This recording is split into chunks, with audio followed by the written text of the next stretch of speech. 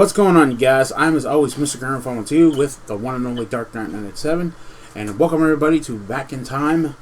This is part of my channel, where we talk about movies and we go through the plot and all this other stuff. That's just for the new people that don't know what the hell it is. Exactly, yeah. And we are on our 97th episode. Yeah. And boy, do I got a doozy for the 100th episode. Coming up is our 100th episode very soon. Yep. And I'm not going to tell you guys what it is, but it's a very, very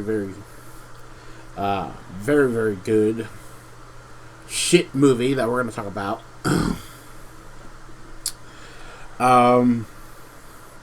And you're going to have to wait till the 100th episode to find out what it is. But first things first, we are going to talk about all three Hangover movies.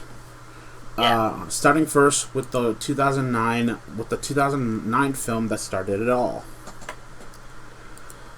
Now, as you know, Hangover was directed by Todd Phillips, co-produced by Todd Phillips and Dan Goldberg, written by John Lucas and Scott Moore.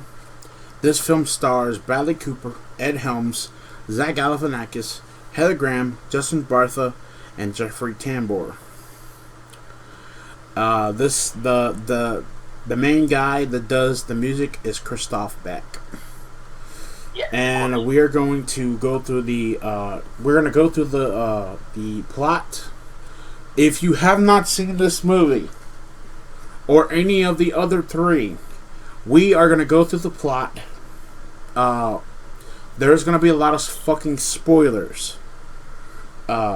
So, if you have not seen the movie, click off the video, get all three films on Blu-ray or DVD, or watch them online or whatever. I'm pretty sure they're streaming online somewhere. You can watch them. Be able to watch them.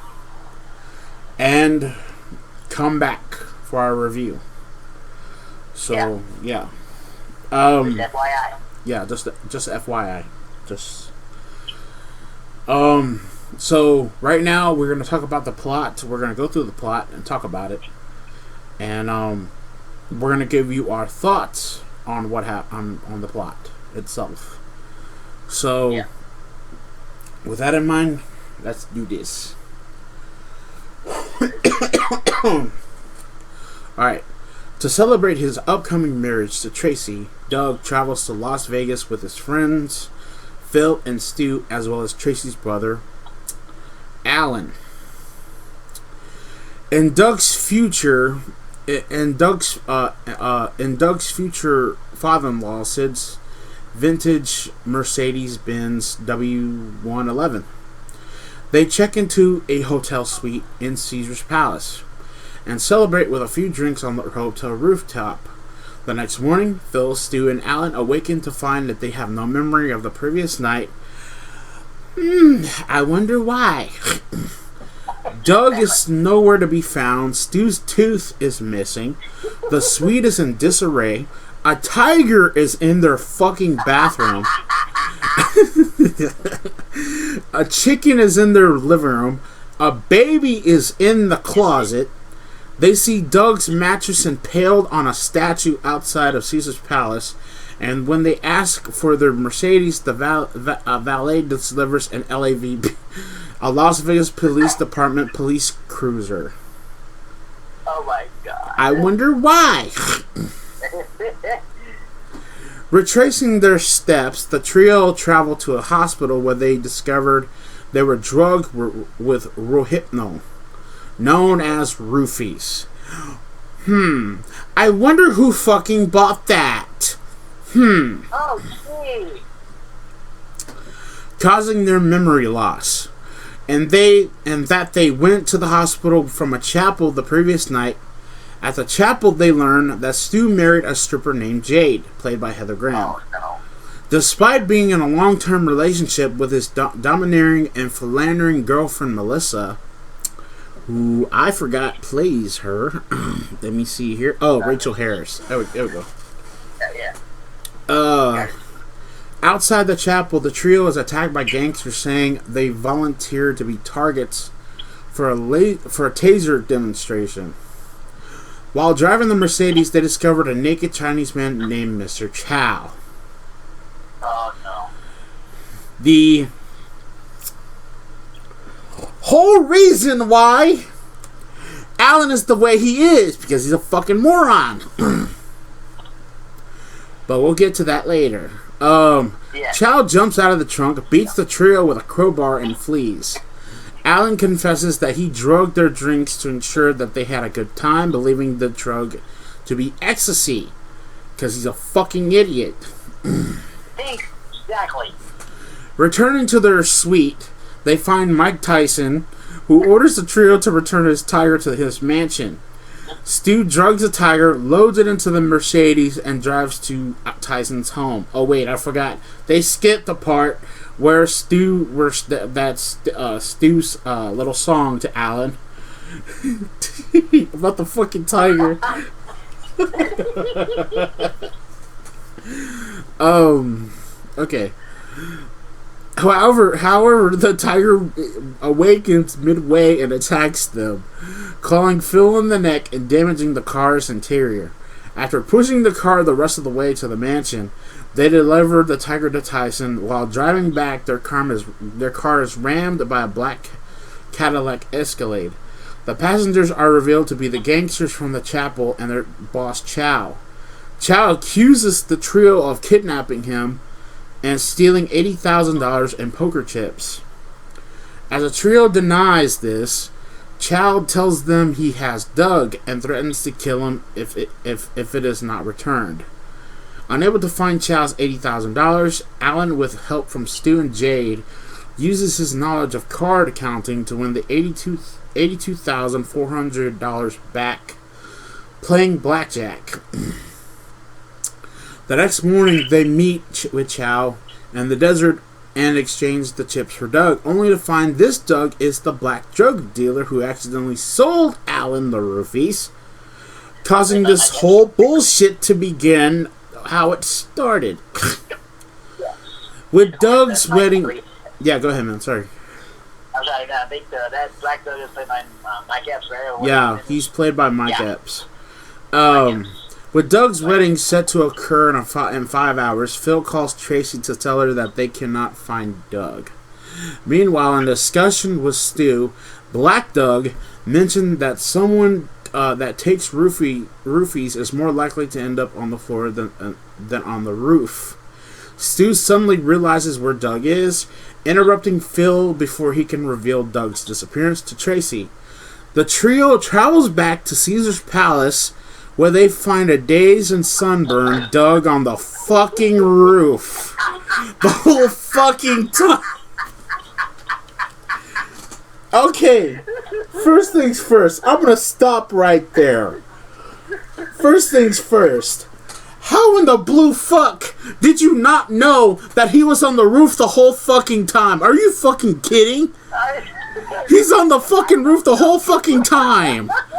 That made no sense. Go ahead, man. Go ahead, man. Go ahead. I was just saying, I don't know. I don't know. Oh my god. We'll talk more about it here when we're almost done. Okay. They moved him there on his mattress the previous night as a practical joke, but forgot they had done so when the roofies wore off. Doug threw the mattress onto the statue in an attempt to signal for help before leaving. Stu makes arrangements to go on a date with Jade the following week. With no flights available to Los Angeles, the four drive home to make the wedding. Despite their late arrival, Doug and Tracy are married. At the wedding, Stu breaks up with Melissa, having grown tired of her personality. Let's just say that she was a bitch, because she was. Really? Alan finds Stu's digital camera containing photos of the events from the night in Las Vegas, and the four agree to look at the pictures before deleting them. to their fucking horror. Yeah. And that thus ends the very first Hangover. Oh my god. Boy, oh boy, we need to talk about this shit. Big time. Yes, we do.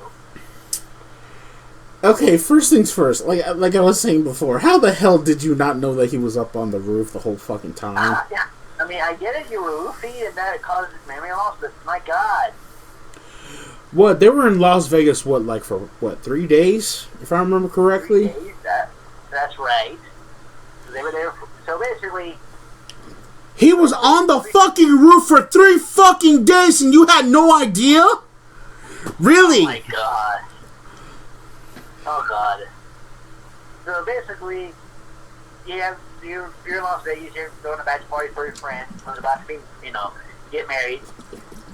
That's basically what it is. It's like one last hurrah before you get married. That's basically what it is, a bachelor party. But in this movie, it goes all horribly wrong because when they wake up, that's a fucking understatement.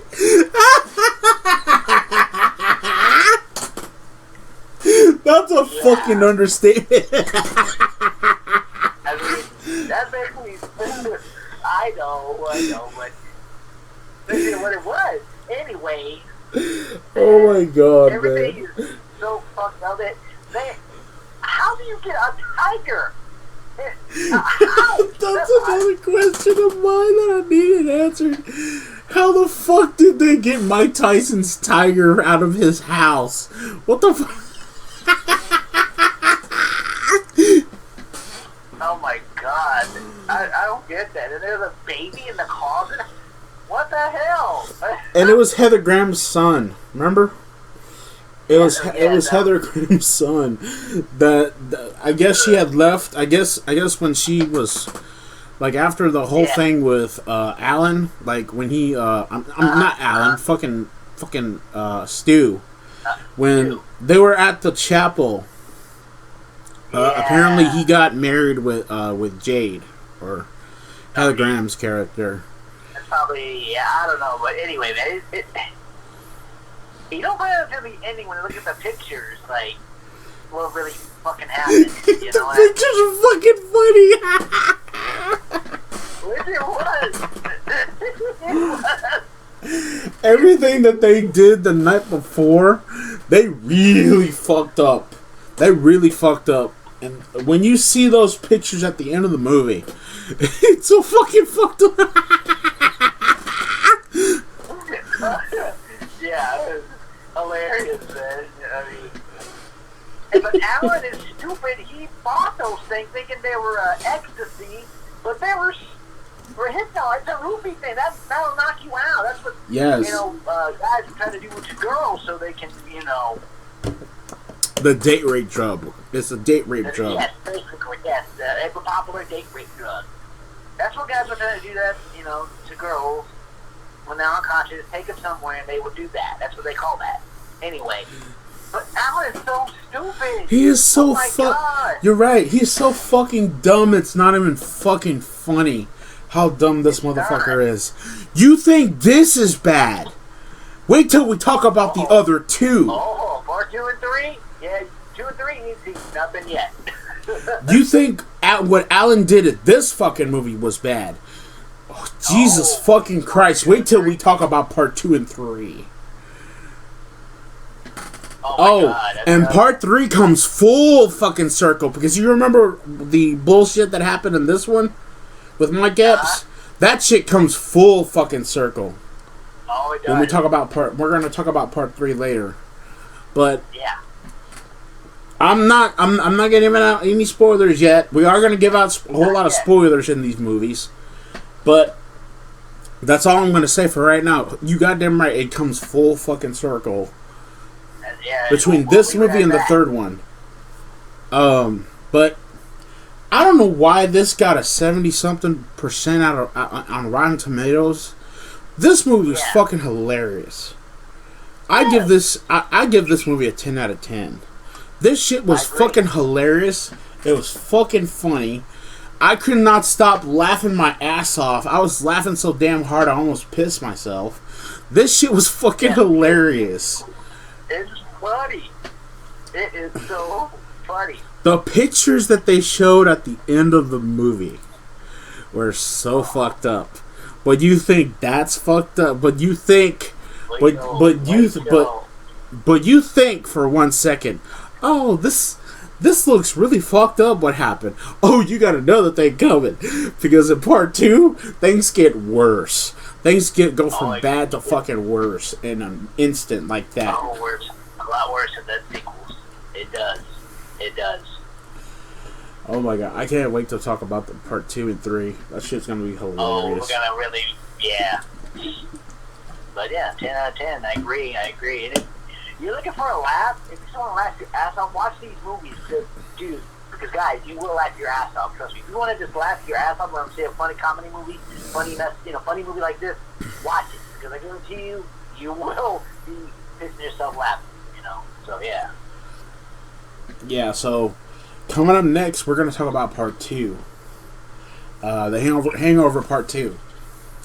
Yeah. How the hell, if you think part 1 was bad, wait till you hear about part 2. Because this tops it. This has to top part 1 in very, very fucked up form. But yeah, like I said before, I think between me and Knight, we give it 10 out of 10. Yeah. The first movie was fucking funny, but goddamn, the second and third one were so much more hilarious, and we're gonna talk about those here in a minute. So, stay tuned for that. If you have not seen the movie yet, I would recommend you pick it up on Blu-ray, or if they have like a box set of all 3 of these movies in it, pick that motherfucker up. Watch all 3. Come back and watch this review and stuff like that. So yeah, pick up the movies, go online, watch it.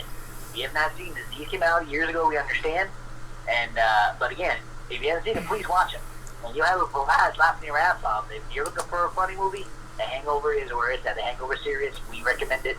So yeah, man. All right, so part 2 is coming up. I am, as always, Mr. Grimreaper 2, along with Dark Knight 987. And we'll see you all in the afterlife. Peace.